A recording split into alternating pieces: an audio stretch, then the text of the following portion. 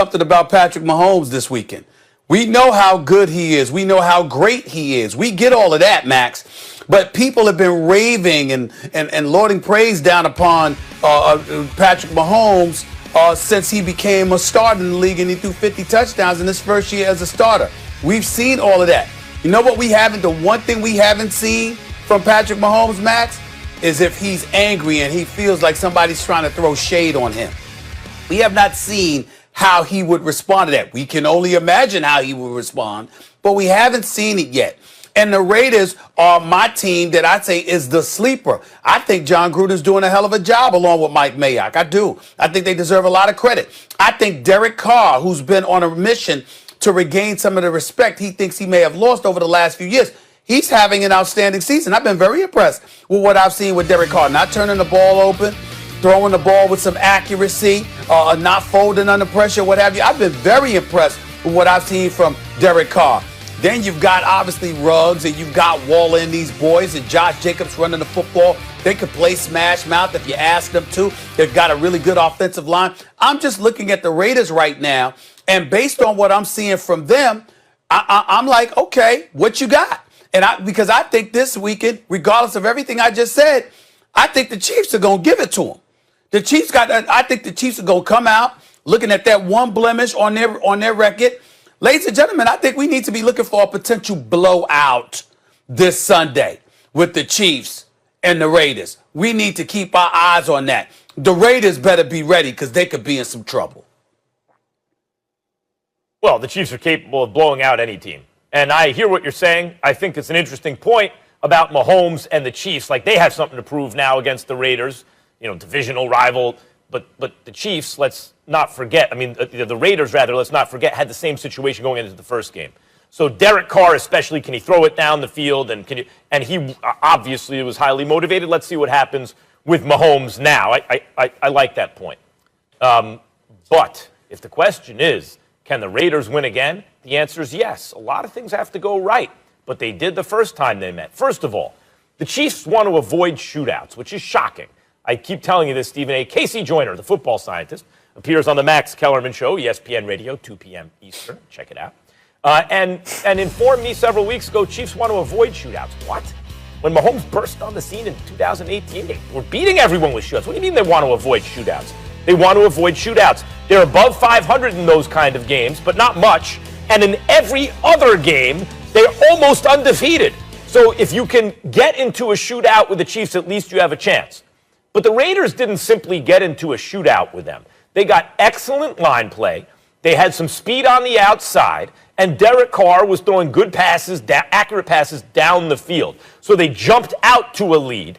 And in the second half, rather than continuing to do that, Gruden showed his chops, which, if you've watched Gruden at all, you know he's got them, coaching chops. When he stopped taking those shots down the field and with a lead, starts to run the ball, right? A lot of things went right for them, including excellent offensive line play against the Chiefs defense, which in the last year and a half has actually been very good for the most part.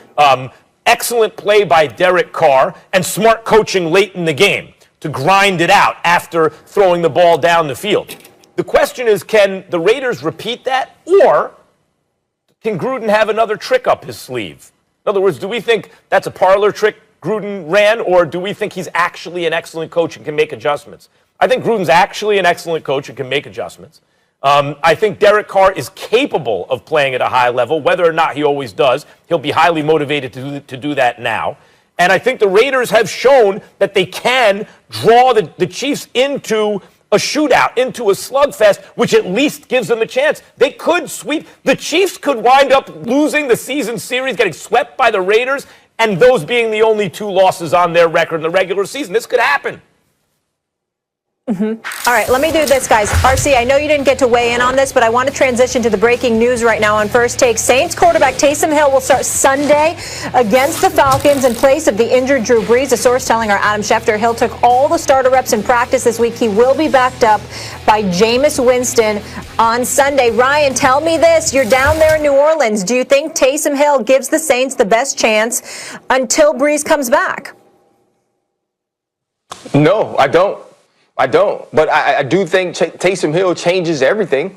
I think Taysom Hill, you look at what the Baltimore Ravens do, I think you think that on steroids, because I believe they're going to run the ball constantly, continuously. I believe if his first read isn't open, Taysom Hill is going to take off. But all I can think of is how bad must Jameis Winston look? How bad does he have to be in practice? Or on the other side of it, like, has Sean Payton been telling us the truth this whole time? Sean Payton said that this was Steve Young. Sean Payton said that he was the future of the New Orleans Saints and Taysom Hill. Like, I just don't know if I believe that. When I watch him, even when he runs his Wildcat reps and you look at the footballs that he throws, nothing about those balls says future Hall of Famer like Steve Young was. I don't necessarily believe that Taysom Hill is a better passer than Lamar Jackson. So when I think about what the New Orleans Saints could be with Jameis Winston, if Jameis Winston does push the ball down the field, if you eliminate some of the turnovers, that excites me. That makes me feel like, okay, this is going to be an explosive offense in the past, and now you can still do things with Alvin Kamara. This is going to be totally different with Taysom Hill. This is going to be something that I feel like maybe we've never seen in this league.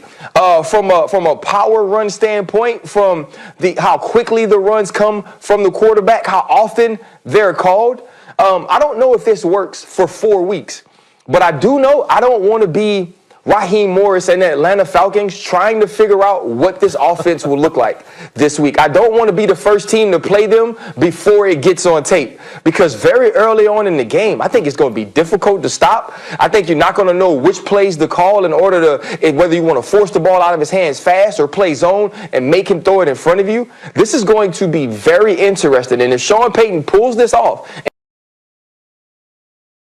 and if this works, this is really going to be one of the greater coaching decisions and best coaching jobs of his career. Want it, Stephen A? Oh, I thought Max was going. My fault. I'm happy to go. You let me know. You go ahead, Max. Go ahead. I was going to say something about Taysom, but go ahead. Well, I will say this. I was wondering why Sean Payton was lying to me.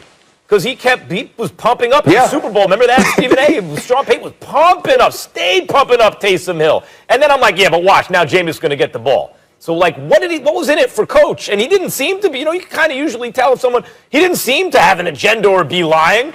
Bridgewater was going to sign away, and he thought Taysom Hill was going to be the future, and they didn't even know if Drew Brees was coming back at the time, right? He really believed in Taysom Hill. So I'm sitting here going, oh, but Jameis Winston's going to get the ball. He just showed up yesterday. He's going to get the ball today. When Taysom Hill's been in the offense for years already, so that tells me Taysom Hill has no future. What was in it for Coach? Why did he make that up? Apparently he wasn't making it up. Look, Taysom Hill has been on the team for years. He knows the offense very well at this point, you would assume. And when I think of the best players in football, this is going to sound funny. I think of two guys differently than everyone else. The way you think of, like, Walter Payton as just maybe the greatest football player of all time, all the things he could do, right? I think of Odell Beckham Jr., who can throw a ball 50 yards with his offhand, who can kick field goals maybe if you could do everything. But Odell has one skill, catching the ball, that is great enough that he doesn't have to be a gadget player who can do a lot of all things, a jack of all trades, master of none. Odell is a jack of all trades, master of one. So he's a premier wideout, right? I think of Taysom Hill the same kind of way I think of Odell.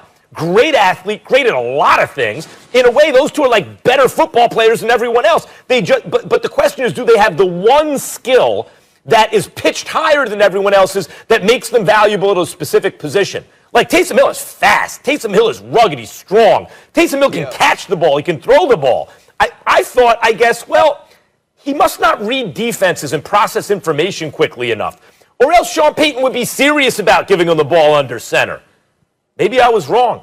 Maybe Sean Payton was telling us the truth. Maybe he can read